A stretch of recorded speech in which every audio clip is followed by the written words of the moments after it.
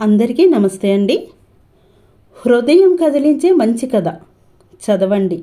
భర్త కడసారి వ్రాసిన ఆఖరి ఉత్తరం. వృద్ధాప్యం దరి చేరిన వారు తప్పక చదవాల్సిన ఓ జరిగిన కథ. 10 రోజుల నుండి బంధువులు పిల్లలతోటి కర్మకాండలతో హడావుడిగా ఉన్న ఇల్లు ఒక్కసారి అందరూ వెళ్ళిపోవడంతో నిశ్శబ్దం అయిపోయింది. 35 సంవత్సరాలు ఉపాధ్యాయ వృత్తిలో ఉండి ఎందరికో విద్యాబోధన చేసి పిల్లలందరికీ పెళ్ళిళ్ళు చేసి 2 సంవత్సరాల క్రితమే పదవీ విరమణ చేసి హాయిగా కాలక్షేపం చేస్తున్న వెంకటేశ్వర్లు సార్ సడన్గా కాలం చేయడంతో భార్య పార్వతమ్మ ఒంటరిది అయిపోయింది. పిల్లలందరూ వెంకటేశ్వర్లు సార్ రాసిన వీలునామా చదువుకొని హాయిగా ఎవరిళ్ళకు వాళ్ళు వెళ్ళిపోయారు. ఇక మిగిలింది భార్య పార్వతమ్మ. ఆ ఇంటిలో ఒంటరిగా అయిపోయింది. పిలిస్తే పలికే నాదుడే లేడు. ఈ శేష జీవితం ఎలా గడపాలా అని ఆలోచనలతో భార్య పార్వతమ్మ శూన్యంలోకి చూస్తూ ఉండిపోయింది. కడుపును పుట్టిన పిల్లలు వీలునామా ఎలా అమలు జరపాలో ఆలోచించుకుంటున్నారు కానీ భర్త పోయి పుట్టెడు రుక్కుములో ఒంటరిగా ఉన్న అమ్మ గురించి ఆలోచన ఏ ఒక్కరికీ లేదు. వెళ్ళొస్తాం. ఆరోగ్యం జాగ్రత్త. సమయానికి మందులు వేసుకో. ఏదైనా అవసరం వస్తే ఫోన్ చేయి అంటూ పిల్లలు మాట వరుసకు జాగ్రత్తలు చెప్పి ఎవరి దారిన వాళ్ళు వెళ్ళిపోయారు. మొట్టమొదటిసారి విపరీతమైన భయంతో పాటు దిగులు వేసింది. కళ్ళ నుండి అప్రయత్నంగా కన్నీళ్లు జారాయి. ఇంతలో పోస్ట్ అని కేక వినిపించింది. ఎవరు రాశారబ్బా ఈ ఉత్తరం అనుకుంటూ అప్రయత్నంగా ఫ్రమ్ అడ్రస్ చూసి ఆశ్చర్యపడింది. దాని మీద ఫ్రమ్ అడ్రస్ తన భర్త వెంకటేశ్వర్లు గారిదే. చనిపోయిన వ్యక్తి ఎలా ఉత్తరం రాశారనుకుంటూ కవర్ ఓపెన్ చేసి ఉత్తరం చదవసాగింది. ప్రియమైన పార్వతికి, నువ్వు ఆశ్చర్యపడతావని నాకు తెలుసు.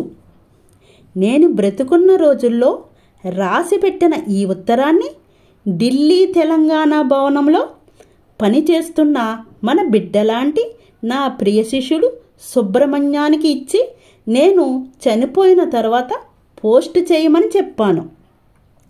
నా మనసులోని మాట నేను బ్రతుకున్నన్నాళ్ళు చెప్పలేకపోయా. మరణం ఎవరికి ముందొస్తుందో ఎవరికి తెలుస్తుంది? భర్త పోయిన భార్య ఈ లోకంలో బ్రతకడం చాలా కష్టం. ముందుగా పిల్లలందరూ దూరంలో ఉంటారు. ఒంటరిగా బ్రతకాలంటే నీకు చాలా మానసిక ధైర్యం కావాలి. ఒకవేళ పిల్లల దగ్గరికి వెళ్ళినా ఈ ఆధునిక కాలంలో కొడుకు కోడలు ఉద్యోగాల్లో ఉండడం వల్ల వాళ్ళ కుటుంబ వ్యవహారాల బాధ్యతలు నీ నెత్తి మీద రుద్దబడతాయి.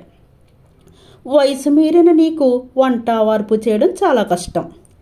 తప్పని పరిస్థితుల్లో తెలియకుండానే కుటుంబ బరువులు మరింత పెరుగుతాయి. ఒంటరిగా ఉంటే ఆర్థిక భరోసా ఎంత ఉన్నా బ్యాంకుకు వెళ్ళి డబ్బు తీసుకోవడం కూడా చాలా కష్టం అవుతుంది. డబ్బు చాలా చెడ్డది. మంచివారిని కూడా మాయల మరాఠీలుగా చేస్తుంది. ఇక విషయానికి వస్తే పిల్లలందరి పేరున రాసిన వీలునామా చెల్లదు. ఎందుకంటే నా ఆఖరి వీలునామా నీ పేరు మీద ఉంది. ఏదో వాళ్ళని సంతృప్తి పరచడానికి అలా రాశాను కానీ నాకు వాళ్ళ మీద నమ్మకం లేదు. కాలం అలా ఉంది మరి. ఎంతోమంది స్నేహితుల జీవితాలు చూశాను. చనిపోయిన రోజులు కూడా గడవకముందే బ్యాంకుల చుట్టూ తిరిగే స్నేహితుల భార్యలను చూసి మనసంతా కళావికలమైపోయేది. నా ఆఖరి వీలునామా ప్రకారం ఆస్తంతా నీ పేరు మీద ఉంది. వీలునామా కాగితం లాకర్లో నీ నగల పెట్టి కింద పెట్టాను. ఇంకొక కాపీ స్టీల్ కవర్లో ఉంచి బ్యాంకు లాకర్లో ఉంచాను. ఏదైనా అవసరమైతే నా ప్రియ శిష్యుడు తెలంగాణ భవన్ సుబ్రహ్మణ్యంకు ఫోన్ చేయి. వాడికి చాలా వివరాలు చెప్పాను. ఆర్థిక స్వాతంత్రం కనుక స్త్రీకి ఉంటే ప్రపంచమంతా ఆమెను లోకువగా చూడదు. పిల్లలు మంచి మంచి ఉద్యోగాల్లో ఉన్నా ఏదైనా పరిస్థితులు బాగా లేనప్పుడు నువ్వు ఎవరిని అడగక్కర్లేదు. బ్యాంక్ బ్యాలెన్స్ అంతా జాయింట్ అకౌంట్లోనే ఉంది.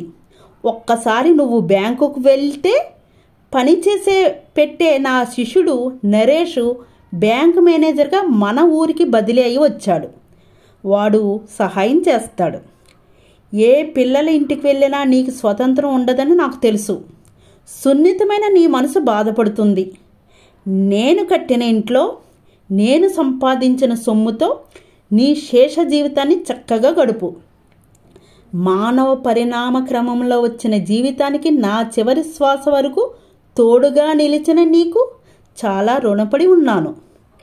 వీలునామా మార్చానని పిల్లలకు కోపం రావచ్చు. ఇన్నాళ్ళు నీతోటి చాకరీ చేయించుకొని నిన్ను దిక్కులేని దానిగా, జీతం లేని పని మనిషిలాగా చేసే అవకాశం ఉంటుందని నేను ఇలా చేస్తున్నాను. మన పిల్లలను కంటికి రెప్పలా పెంచాము. మంచి మంచి చదువులు చెప్పించాము. ఉద్యోగాల్లో స్థిరపడ్డారు. పెళ్ళిళ్ళ తర్వాత వాళ్ళకున్న బాధ్యతల వల్ల మరే కారణమో తెలియదు, కానీ వాళ్ళ ప్రాధాన్య అంశాల్లో మనం లేము. నేను అది గుర్తించాను. మన కొడుకు మనల్ని బాగా చూసుకోవాలని అనుకున్నా కోడలి ఒత్తిడి వల్ల వాడు మనల్ని వాళ్ళతో ఉండమని మాట మాత్రం కూడా అడగలేకపోతున్నాడు. కూతురి పరిస్థితి సరే. వాళ్ళ పిల్లల పెంపకానికి అవసరమైనప్పుడల్లా వాళ్ళ పని మనిషిగా నిన్ను ఉపయోగించుకొని ఈ అవసాన దశలో నీ వైపు కన్నెత్తి చూడటం లేదు. ఇవన్నీ నేను గమనించాను. ఎంతోమంది తల్లిదండ్రులు అనాథ శరణాలయంలో దిక్కుముక్కు లేకుండా జీవనం గడుపుతున్నారు. తమ సొంత కొడుకులు కూతుర్ల ఇళ్లల్లో జీతం లేని వంట మనుషుల్లాగా బ్రతుకు వెల్లదీస్తున్నారు. కాలం పెట్టే పరీక్షకి మనం ఎదురొడ్డి నిలవాలి, కానీ అధైర్యపడకూడదు. ఒకరు ముందు ఒకరు వెనుక, అంతే. ఓపిక ఉన్నన్నాళ్ళు ధైర్యంగా ఇష్టమైన పనులు చేస్తూ బ్రతుకు. ఇన్నాళ్ళు ఎన్నో బాధ్యతలు మోసిన నేను ఒక్కసారిగా నిన్ను వదిలి వెళ్ళిపోతే మీద పడే బాధ్యతలు నిన్ను ఉక్కిరి బిక్కిరి చేస్తాయని తెలుసు. దేనికి భయపడకు, అన్నీ సర్దుకుంటాయి. కాలమే అన్నిటికీ పరిష్కారం చూపుతుంది. భాగస్వామికి ఏ లోటు లేకుండా చేయడమే మనలాంటి పెద్దలు చేయవలసిన పని. జీవితం ఎప్పుడూ సవాళ్ళను విసురుతూనే ఉంటుంది. కష్టమైన సుఖమైన నింపాదిగా ఎదుర్కో. బాధ్యతలన్నీ ఒంటి చేతి మీద నెట్టుకుంటూ వచ్చి బిడ్డలని ప్రయోజకులను చేసిన నువ్వు ఇప్పుడు వచ్చిన ఈ కష్టానికి అధిగమిస్తూ ఆనందంగా కాలం గడపడమే నీ చేతుల్లో ఉన్న విషయం. నేను బ్రతుకున్న రోజుల్లో ప్రతి సమస్యకి నీతో చర్చించి సలహా తీసుకునేవాడిని. ఇప్పుడు నువ్వు సలహా అడగడానికి నేను లేను, కాబట్టి ముఖ్యమైన విషయాలన్నీ చెప్పేశాను. సమయానుకూలంగా నిర్ణయం తీసుకోవడమే నీ బాధ్యత. ఇక నీ కాలక్షేపానికి చుట్టుపక్కల పిల్లలందరినీ పిలిచి ఉచితంగా చదువు చెప్పు. అవసరమైతే పేద పిల్లలకి స్కూల్ ఫీజులు కట్టు.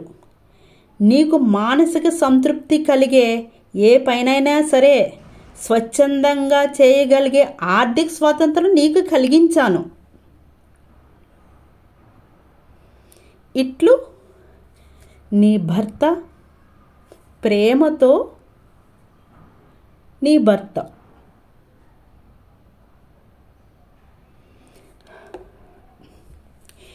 ఎప్పుడో విధి కలిపిన బంధం. చనిపోయిన తర్వాత కూడా తన వంతు బాధ్యతను ఉత్తరం ద్వారా చెప్పిన భర్తకి మనసులో ధన్యవాదాలు చెప్పుకుంటూ కళ్ళల్లో నీళ్లు సుడులు తిరుగుతుంటే కొంగుతో తుడుచుకుంటూ ఎదురుగా గోడపై ఉన్న భర్త ఫోటోకి హృదయపూర్వకంగా నమస్కరిస్తుంది వెంకటేశ్వర్లు భార్య పార్వతమ్మ. పదవీ విరమణ, బాధ్యతల విరమణ చేసిన చేయబోతున్న ఉద్యోగులకు, ఇతరులకు ఈ కథ అంకితం. Thank you for watching. ఇలాంటి మంచి మంచి విషయాల కోసం మన స్వర్ణలత మా ఊరి ఛానల్ని లైక్ అండ్ సబ్స్క్రైబ్ చేసుకోండి. ఈ వీడియో మీకు నచ్చితే మీకు తెలిసిన వాళ్ళకు షేర్ చేయండి. Thank you.